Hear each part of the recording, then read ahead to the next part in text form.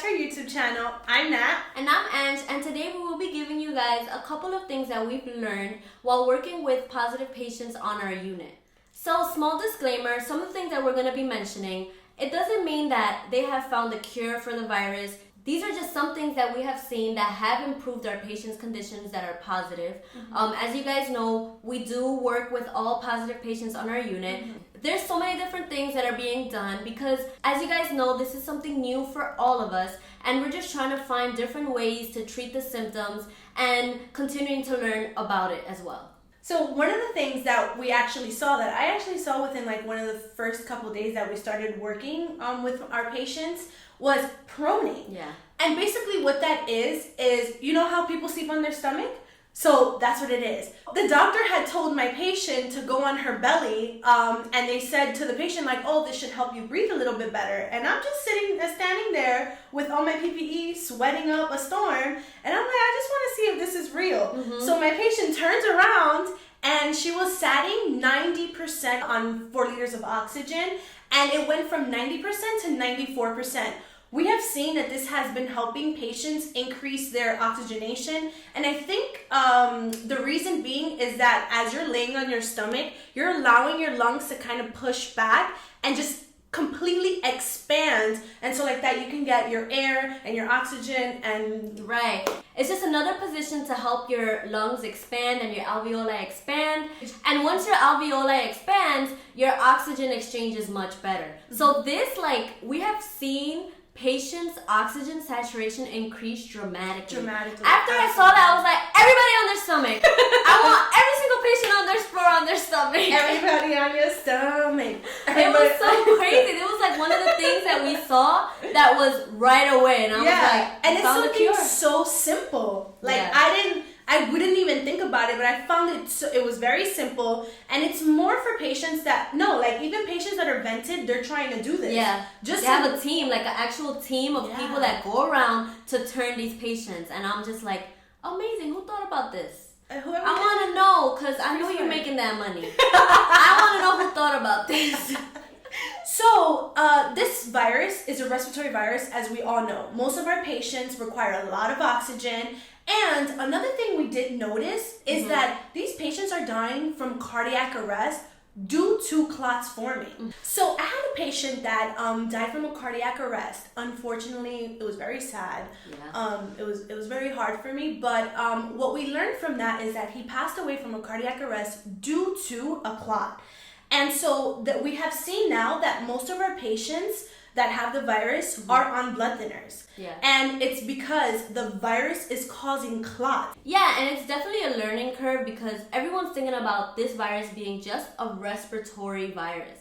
And now we're seeing that this is causing so many other things. Alright, so another thing we have also been seeing that most of our patients are on a combination of drugs. And it is plaquenil and azithromycin together. Plaquenil, I know, has been given in the past for malaria. So it just seems weird that they're using these two drugs to treat this type of virus. Yeah, but it's definitely studies, right? They don't just give random stuff. Yeah. It goes through trials, and it's just amazing that, like, I love science. Me too. I'm happy with where I am at today. Yeah. So I can't talk about what happens in every hospital, but in our hospital, I have seen that they really wait until the last minute, until there's no other choices to intubate someone and to put them on a vent. And that is definitely because once someone is placed on a vent, your chances of passing away increase dramatically, more than 50%. That's definitely something that they try to stay away from, and they try every single resort until getting to that point. Yeah, and I agree with that, and I saw it with another of my patients. The first day, she didn't look too well. She was on really high oxygen, but the doctor had called the intubating team, and they had discussed that today, no, we don't want to intubate her. Like, she looks fine. I feel like, because her oxygenation was okay. It's just her work of breathing was a lot. Then the second day, my patient, she was like gasping for air, and that's when the doctor called the intubating team, and then that's exactly when they decided, okay, today we should intubate her. She is gasping for air at this point. Right, but they do always call the team because they don't want to do it prematurely, but they also don't want to do it too late. Not to like, they don't want to wait until the last minute either, because they don't want it to be an intubation that the patient needs it done within seconds, or else that patient's gonna pass. So it has to be like such a good balance between the two, and that's what makes it very hard. I give props to those teams, to the rapid response team. I mean, amazing. They're such an amazing team. When they walk on the unit, I'm like, thank you so much for saving us. Yes. They're like heroes. Yes. Thank you. So, one thing to know actually that some patients have been coming onto our unit, and most of them are positive for the virus. But there have been a few that are negative, and they have been tested multiple times. All the tests have been negative, but they have all the symptoms. So that actually shows you that even if you do get tested, people that are at home, even if you do get tested and it is negative, it doesn't mean you guys can party. It doesn't mean you guys can get together and have these, social gatherings. No, you still can be negative. You may have some symptoms, and actually some symptoms that have been shown for people that are at home are like the loss of taste and the loss of smell. I know a couple people that have been having symptoms of headache, cough, but the major symptom that I have seen that are people from home is loss of smell and the loss of taste. And that doesn't mean that you have to go to the hospital for that. You still can manage your symptoms at home. But I just think that it's something that needs to be said, because I have seen people that have gotten tested, they're negative, and they're like, okay, I can be around my family now, and this is part of the problem. You still have to social distance, unfortunately. Okay. There are a lot of people that are being discharged, and that doesn't mean that the virus went away. It actually means that they don't need to be in the hospital having a high demand for oxygen. That means that they can be on room air, they can walk around, they can stay at home, which is good. I love seeing that. We clap for them. Now they're starting to play Here Comes the Sun. You just hear it throughout the whole hospital. I'm like, wow, another discharge. And we love to hear that while we're working, because I'm like, wow, I'm here struggling, but look, someone got discharged. They should take me with them. I want to go home too.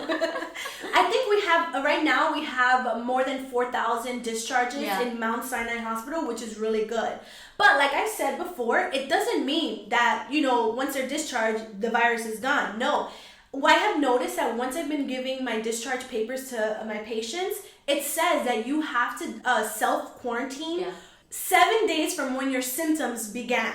So that means if you're discharged, you stay home, even after the 7 days. Just stay home because you don't want to be, re-exposed. Exactly. Another thing that I see being done is plasma. We see all these hospitals asking for people that might have been positive to come back and check if they have antibodies for the virus. And it seems as though they have been getting people that have been coming and, donating their plasma. And that is a plasma that I've been giving to some of my patients. I can honestly say that, obviously, I don't know if this is working. If this 100%. Is right, exactly. I think there's still trials being done. But there was specifically one patient that didn't look very well. And we gave her 2 units of plasma, and that exact day, she looked so much better. Wow. I mean, I haven't been able to follow up with how that patient was doing, because patients are moved all the time from unit to unit. I may not be their nurse again, and honestly, once you're at work, it's hard to really catch up with every patient on the floor. Yeah. But I can say that day, after she received those 2 units, even her skin color changed. I mean, she was even eating that day, and I was like, wow, this is very promising. She looks like she was doing very well. Wow. So I really hope that she did, and that all these patients that are receiving this plasma are also recovering as well. Yeah. So after you get discharged, just know that you can always come back to the hospital and get tested to see if you have any antibodies for the virus, and see if you can maybe help another patient that might need it. And that's really great. And even those for those who are home that were positive or had these symptoms, you guys can go check to see if you guys have the antibodies and try to donate to these patients. Yeah, we'll definitely post a link to our hospital that they're offering to receive people to be tested for the plasma, and I'm sure there's a lot more places as well. Yeah. So I know last time we had spoke about how in our hospital there's a no visitor policy. And in our unit, we're doing Zoom meetings for these patients so that family members can see the patient and just interact with one another. So I have noticed that this really does work for my patients and the family members. I know that a lot of people at home are very anxious to know what's going on with the patient. And sometimes, you just need to see their face. You need to see that they're okay. And also for the patient, that's such a really good positive thing, because I have even family members like, hey, your mom isn't eating much, can you tell her to eat? Sometimes that encouragement, sometimes that, family member stepping in does help the patient. Yeah. And it's just great that we're doing the Zoom meeting. Yeah. So Zoom, thank you so much. Yeah, and it's amazing because I remember the first time I set it up for a patient, I literally saw so much family member, and I'm just like probably have not been together for all this time. It's actually uniting family members, I think. And it was really cool because everyone was like, oh my God, Carmen, I haven't seen you in forever. And I was like, oh my God. And I'm reuniting the family. But it is really great. Yeah. So guys, one trick, if any of you guys are nurses out there, one trick that I do is once I finish giving any medications or once I finish coming out of a patient's room, I wash my hands, of course, I do all of that nice stuff, and then I drink 2 bottles of water right after. You never told me that. Bro, I've been telling you I'm having headaches from dehydration. You didn't tell me that. My bad son. Yeah, bro. So you know what? When you come out the patient's room, drink at least 2 bottles of water, maybe some warm water too. I need that. No, seriously, I need that. I just don't want to be touching my mask. I know. I mean, whatever. No, it's I need to hydrate. It's when you're completely done with the patients. Like you're done, you finish everything, you come out the patient's room, and then you just drink 2 bottles of water. Just keep your throat hydrated. So people at home, keep your throat hydrated. Even after you go outside to go to the supermarket, to buy your things, whatever, you go outside, drink water when you get home. You need to first wash your hands, then drink water when you get home. That's very, very important. That's right. All right, guys, so definitely keep your throat moist. Cough drops, water, as Natalie gave us a whole lecture about. Also, if you have a pulse oximeter, maybe one that you can buy, I feel like that's also another thing that's very important for you to have at home to monitor your oxygen levels. Absolutely. If you have any symptoms. And, just continue to social distance. I know it's very hard and it's getting even harder to do after all this time. So help us, help you, and also help us by subscribing, liking, and commenting. I mean, I don't know what's up with these comments. Yeah, guys, so please like, subscribe, and comment down below. Let's have a community down there. Let's talk about it. We're all at home at this point. Well, not us, but we will be able to talk to you guys. Yeah. So thanks so much again for watching. Thank you, Have a good one, guys. Bye. Bye.